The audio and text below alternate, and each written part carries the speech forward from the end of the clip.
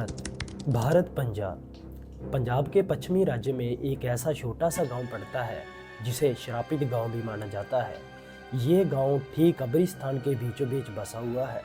लोगों का ऐसा भी कहना है कि आज से करीब कई सौ साल पहले इस गांव की जमीन के नीचे कई हजारों जिंदा मुसलमानों को दफना दिया गया था। अगर दूर से देखें तो ये गांव ठीक एक आम गांव की तरह दिखता है।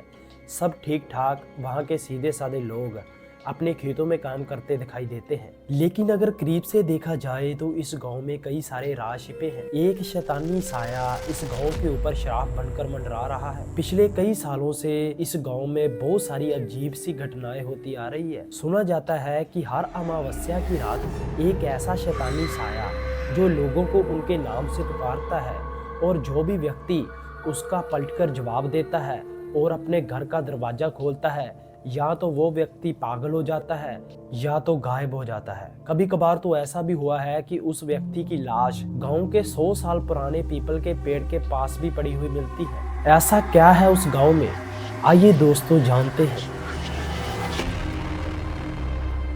शाम के करीब 6 बज चुके थे और सूरज धीरे धीरे ढल रहा था। गांव के बीचों बीच कई सारे लोग खड़े आग सेक रहे थे और कोई शराफ और शैतानी साये की बातें कर रहे थे। और उनमें से एक बूढ़ा बोलता है, क्या तुम लोग भूल गए हो कि आज अमावस्या की रात है, अंधेरा आने को है और सभी जल्दी से अपने घरों में वापस चले जाओ। और वहाँ एक नौजवान लड़का खड़ा होता है जिसका नाम मनीष था। वो जोर जोर से हंसने लग जाता है और मजाक उड़ाने लग जाता है। जो मनीष था वो कल ही अपने गांव दादा दादी के पास छुट्टियां बताने के लिए आया था। उसे इस गांव के बारे में कुछ भी नहीं पता था और वो जोर जोर से इन बातों पर हंसने लगा और मजाक उड़ाने लगा। उनमें से एक बूढ़ा आदमी मनीष को समझाता है कि बेटा तुम इसका मजाक मत उड़ाओ, हमें पता है कि तुम पढ़े लिखे हो और इन बातों में विश्वास नहीं करते, लेकिन बेटा अगर रात को कोई भी आवाज दे तो उसका पलटकर जवाब मत देना और सोए रहना और अपने घर से बाहर तो कभी भी मत निकलना। तो इतना सुनते ही मनीष फिर से हंसने लगा और उनमें से ही एक व्यक्ति बोलता है, मनीष बेटा इसका इतना मजाक मत उड़ाओ, जिसने भी इसका मजाक उड़ाया है वो इसको झेल चुके हैं और झेल रहे हैं। इतनी बातें कहते ही सभी व्यक्ति अपने अपने घरों में वापस चले जाते हैं और बाद में मनीष भी अपने दादा दादी के पास घर में चला जाता है और वो खाना खाकर जल्दी ही सो जाता है। धीरे धीरे रात पड़ जाती है। अमावस्या की रात थी और चारों ओर सुनाटा छा जाता है। रात के करीब 12 बजे हुए थे।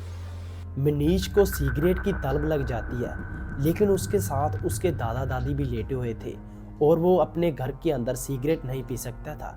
फिर वो चुपके से लाइटर उठाकर अपने घर का दरवाजा खोलकर बाहर आ जाता है। उस समय चारों ओर ठंडी हवाएं चल रही थी। बस कुछ ही घरों में लालटेन जग रही थी और सभी गांव के लोग सोए पड़े थे और पास के जंगल से कई जानवरों की रोने की आवाजें आ रही थी। जो मनीष था वो बाहर खड़ा मजे से टहलता हुआ अपनी सिगरेट फूंक रहा था और जब वो अपनी सिगरेट फूंक कर हटता है तो उसे दिखता है कि उसके सामने एक पत्थर पर छोटा सा बच्चा रो रहा है और वो जोर जोर से रोए जा रहा है और बोल रहा है, मुक्ति मुक्ति मुक्ति। उसे देखकर मनीष को एक बार तो अजीब सा लगता है कि इतनी रात है और ये बच्चा अपने घर से बाहर आकर ऐसे क्यों रो रहा है, कौन हो सकता है। और तभी उसे गांव वालों की बातें याद आ जाती है। फिर मनीष उस बच्चे को जोर से आवाजें लगाता है, तुम कौन हो और तुम इतनी रात को जोर जोर से क्यों चला रहे हो, तुम्हारे माता पिता कहाँ पर है और तुम ऐसे क्यों करा रहे हो। और जो बच्चा था वो सिर्फ रोए जा रहा था और मुक्ति की बातें कर रहा था। तो जो मनीष था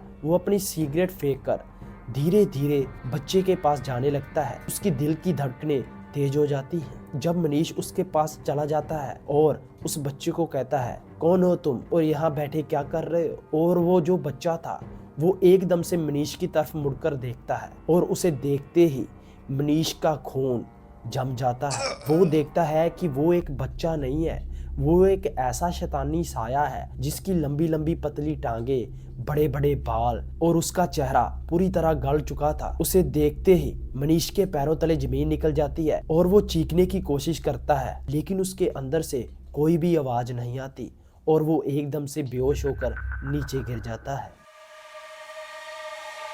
थोड़ी देर बाद मनीष की आंखें खुलती हैं और वो देखता है कि वो अपने घर के अंदर लेटा हुआ है और उसके सामने उसके दादा दादी खड़े हुए थे जो बहुत ही ज़्यादा परेशान थे।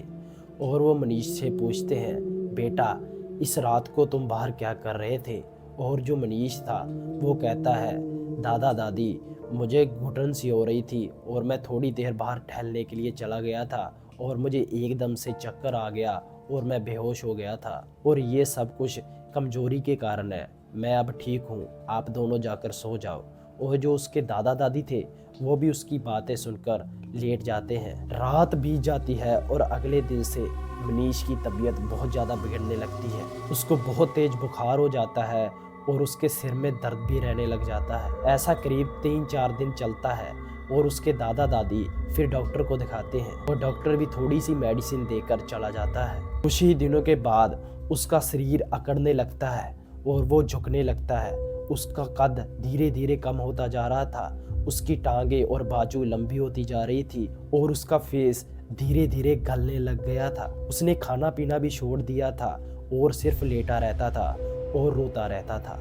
उसके दादा दादी सोचते हैं कि कुछ तो गड़बड़ है। वो फिर से डॉक्टर को बुलाते हैं और डॉक्टर आते हैं, उसकी रिपोर्ट वगैरह करते हैं, लेकिन दादा दादी को कहते हैं कि रिपोर्ट में कुछ भी ऐसा नहीं है, सब नॉर्मल है, इसे सिर्फ आराम ही करना पड़ेगा, इसकी बीमारी का कोई भी इलाज नहीं है और ये कुछ ही दिनों में मर जाएगा। डॉक्टर की बातें सुनकर उसकी दादी रोने लगती है और मनीष के दादा को कहती है, जल्दी से अपने पोते के लिए कुछ ना कुछ तो करना पड़ेगा, नहीं तो ये मर जाएगा और हम भी इसके बगैर नहीं रह सकते।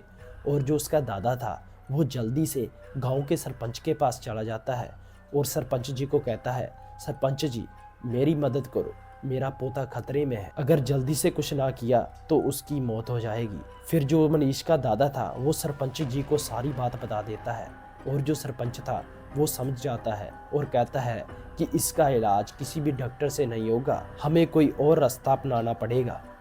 इतना कहते ही सरपंच मनीष के दादाजी को कहता है कि कल अमावस्या की रात है, करीब 12 बजे तुम मेरे पास मनीष को लेकर आ जाना। हम सभी हमारे गांव के दक्षिणी कोने में जो एक साधु रहता है उसके पास जाएंगे, वो ही इसका इलाज कर सकता है। तो ऐसा ही होता है। अगली रात उसके दादा दादी मनीष को लेकर सरपंच जी के पास आ जाते हैं। तो उसी रात सरपंच उनको अपने साथ उस साधु की झोपड़ी में ले जाता है जो जंगलों के बीचों बीच थी और चारों तरफ सन्नाटा छाया हुआ था। जब वो उसकी झोपड़ी के पास पहुंचते हैं तो वो सभी लोग देखते हैं कि वो साधु जो तांत्रिक विद्या जानता था वो चौकड़ी लगाकर बैठा हुआ था और उसके सामने बहुत सारी अगरबत्तियां जल रही थी और वो हवा में उड़ रहा था। और जब साधु की आंखें खुलती है वो मनीष को देखकर एकदम से नीचे गिर जाता है और जब वो साधु मनीष से आंखें मिलाता है तो साधु की आंखें एकदम से फट जाती है और वो जोर जोर से रोने लग जाता है कि इसको मेरे से दूर ले जाओ